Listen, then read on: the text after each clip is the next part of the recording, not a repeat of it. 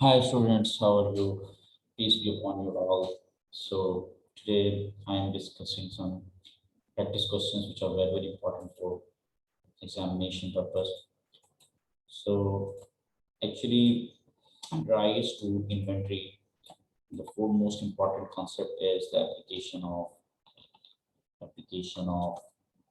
uh, what we call is matching principle, matching or accrual principle,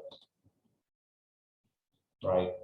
So in fact, when we record our inventory, we do consider during the calculation of cost of sale, the calculation of opening inventory and closing inventory. So let's suppose we take an example that we have a question in which we have provided the data of, let's say, 2000 x1 and 2000 x2. So let's suppose inventories at the start of the year.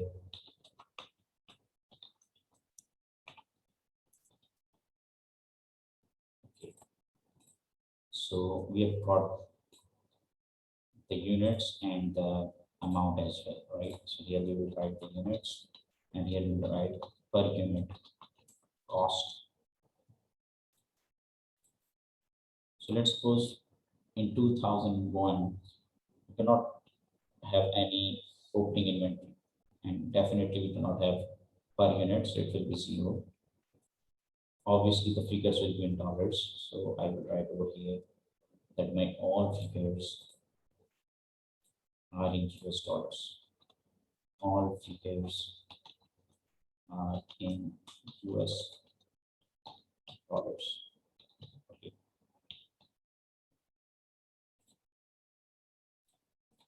So let's suppose we are given with the purchases during the year, and it is, let's suppose we purchase 1000 units and the per unit cost is $20. So the total will be 1000 multiplied by 20, it will be 20,000. So we are particularly talking about 2001. And let's suppose units sold during the year. So let's suppose we have sold 600 units at the per unit selling price of, let's say, $70. So our sales will be 600 into 70, it will be $42,000. The most important thing is that we have to match when we consider the sales of 600 units, then we have to match the cost of sales of 600 units. This is very important. So here I will write the closing inventories. And obviously, when you have purchased 1000 units and you sold 600 units, you will be left with 1000 minus 600, 400 units. And remember, we will always report it at lower of the cost and NRV. So here NRV is not given. So we will consider only the cost price. So you guys have to memorize this concept that we always measure our inventory at cost, not at selling price. This is very, very important. So the closing inventory will be 420, it will be $8,000. So these are the figures of 2001. And when we move to 2002, yes, this closing inventory will become opening inventory. Rather, I would write over here 2000 x2. Okay, students. So you have to remember this concept that the closing inventory in 2001 will become the opening inventory in 2002. So you will write all the things over here. So here we have got 400 units as opening inventory, 20 as is 400 into 20. It will be 8,000. This will become the opening inventory 2002. And let's suppose we have bought 1200 units in 2002 at a price of 20 again. So it will give us 12, 20, 24,000. So when we talk about units sold, so let's suppose we sold 800 units at a selling price of 75. So our sales will be 800 into 75, 60,000. So how much would be the closing inventory? Obviously, you will add these two, opening inventory plus purchases, and you will subtract the sales. So these are your closing inventory, and remember it will be always valued at the cost price. This is very, very important. You never value your closing inventory at selling price. So closing inventory total will be 16,000. Now, how would we proceed our statement of profit loss? So we'll write the name of the business over here, Messrs. Let's suppose Amir Traders.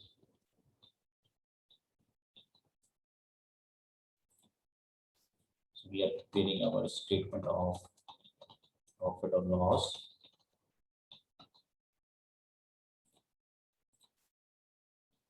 for the year ended the 1st of December 2000X1.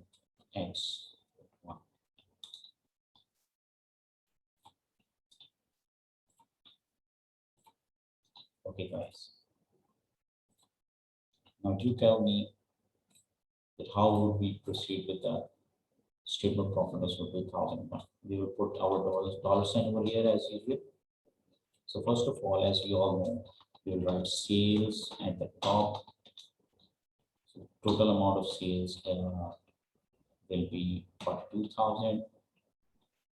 Then we subtract less cost of sale. Sorry.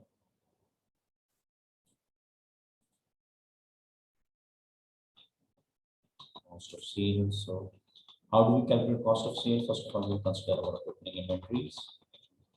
Then we will add purchases. Then we subtract closing.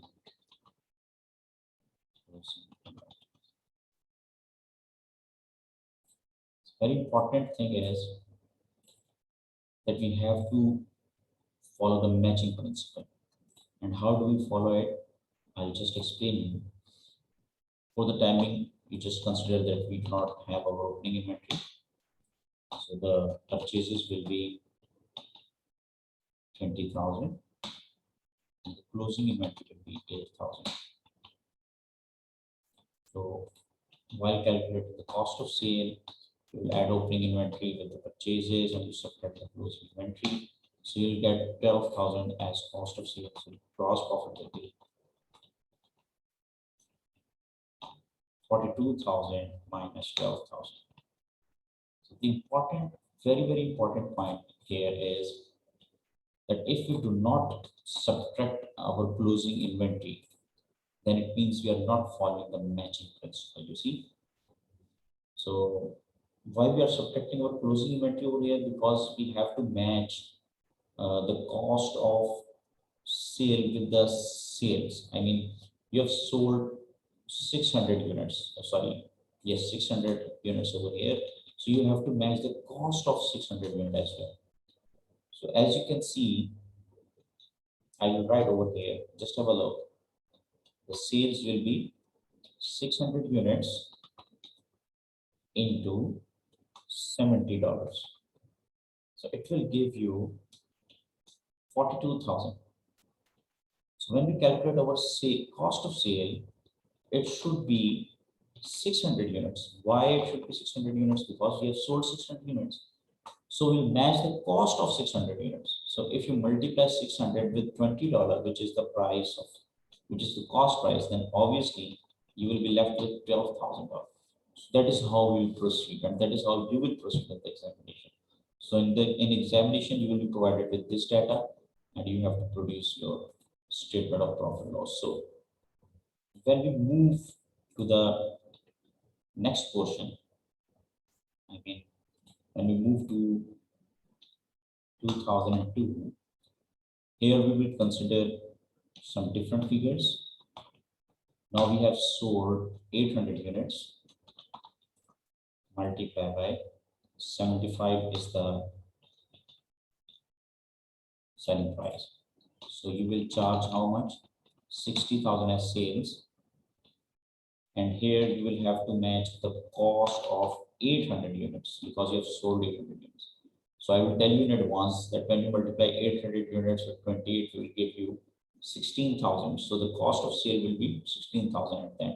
I will show you. So here the opening inventory will be 8,000. Remember, it is the closing inventory in 2001 and it will become opening inventory in 2002.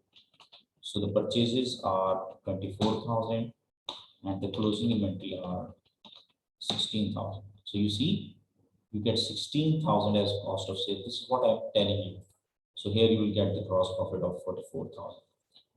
So that is why we call it a matching principle, because we have to match the sales with the cost of sales in the given period of time. So you guys, you need to repeat it again and again so that you can have a better understanding of that. Furthermore, we'll move to very important point, which is called markup and margin.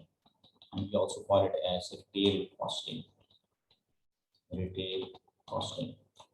So let's suppose we have got a question that ABC company has provided you with the sales price of $110, and it also mentions that it sells at 10% gross margin.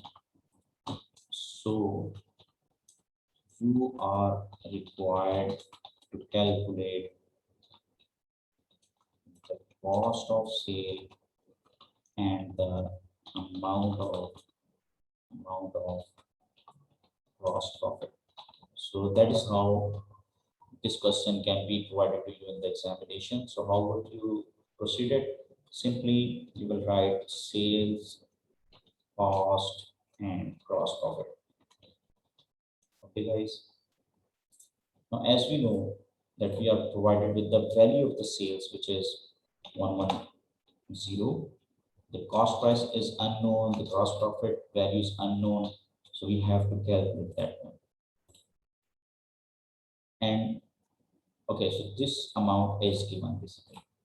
I will write here given. And obviously the percentages are also given. The gross profit margin is 10%.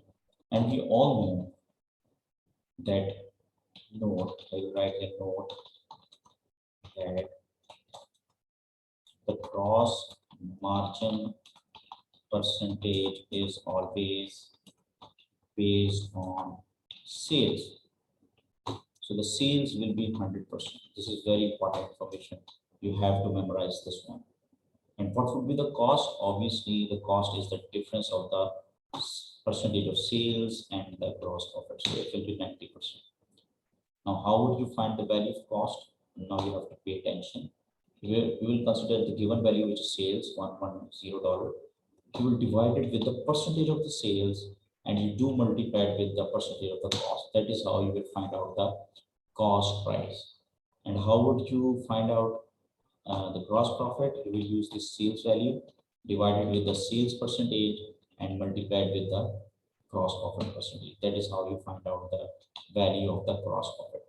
So revise this video, repeat this video again and again, revise this concept again and again.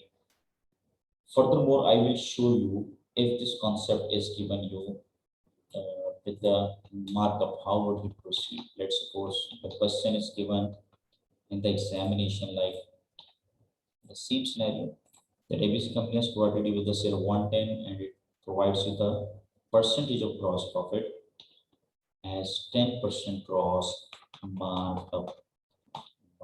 So here the markup is given to you. So in markup, the cost is 100% and the sales will become 110% because I will write a note here. The gross markup percentage is always based on cost of sales. So that is how you will calculate the cost and gross profit. So simply I will calculate again for you. You will take the sales value, you will divide it by the percentage of sales, and you multiply the percentage of cost. And for gross profit, you will consider the value of the sales, you will divide it by the sales percent, and then you multiply it with the gross profit percentage.